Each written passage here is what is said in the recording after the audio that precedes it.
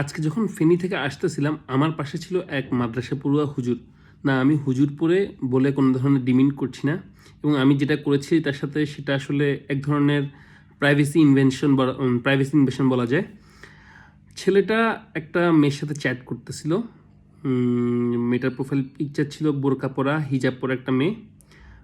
সে chatting name save করে রেখেছিল 3টা হার্ট, ক্রাশ কুইন 3টা হার্ট, যার কারণে মেয়েটার নাম আমি পড়তে পারিনি আর কি, মানে দেখতে পারিনি, যেহেতু সে রিনেম করে রাখছে। তো মেয়েটার সাথে সে কথা বলতেছে যে জান আই লাভ ইউ। তো মেয়েটাও রিপ্লাই দিল যে আই লাভ ইউ টু। তারপর ছেলেটা মেসেজ দিল যে তোমাকে খুব মিস করতেছি। মেয়েটা রিপ্লাই দিল তোমাকেও আমি খুব মিস করতেছি। তারপরে ছেলেটা বললো যে তোমাকে কিস করতে মন চাচ্ছে। মেয়েটা সাথে সাথে একটা উম্মা লিখে মেসেজ পাঠালো। এরপর ছেলেটা বললো যে আই লাভ ইউ। মেয়েটা আবার বললো যে আই লাভ ইউ। এরপর ছেলেটা মেসেজ দিল যে তোমার সাথে ফোনে কথা বলতে খুব ইচ্ছা করতেছে। মেয়েটার সাথে সাথে রিপ্লাই দিল এখন ফোনে কথা বলতে পারবো না, ডিরেক্ট পারবো না।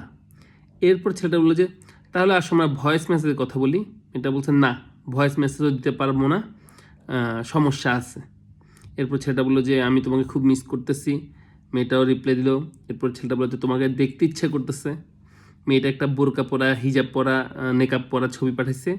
ছেলেটা সেটাতে লাভ রিয়েক্ট দিছে। এরপর মেয়েটা বলতেছে যে আমার কিছু টাকা দরকার,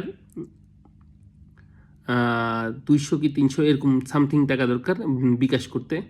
ছেলেটা হলো যে পটাপট বিকাশ করে দিল। বিকাশ করার পর ছেলেটা বললো যে একটা ভয়েস মেসেজ পাঠাও। মেয়েটা বললো যে না আমি এখন ব্যস্ত আছি।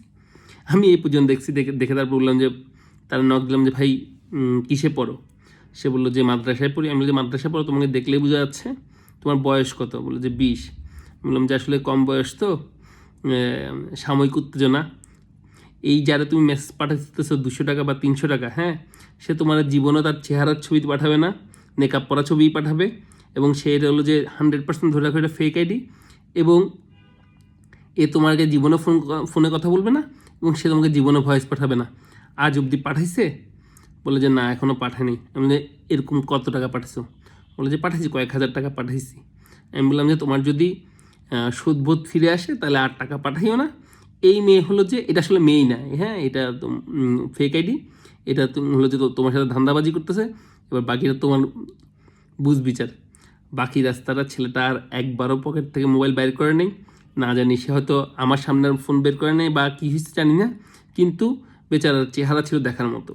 আমার শেষমেশ বেচারার জন্য আসলে মন খারাপই লাগছে যে মানুষকে কত সহজে বোকা বানায়।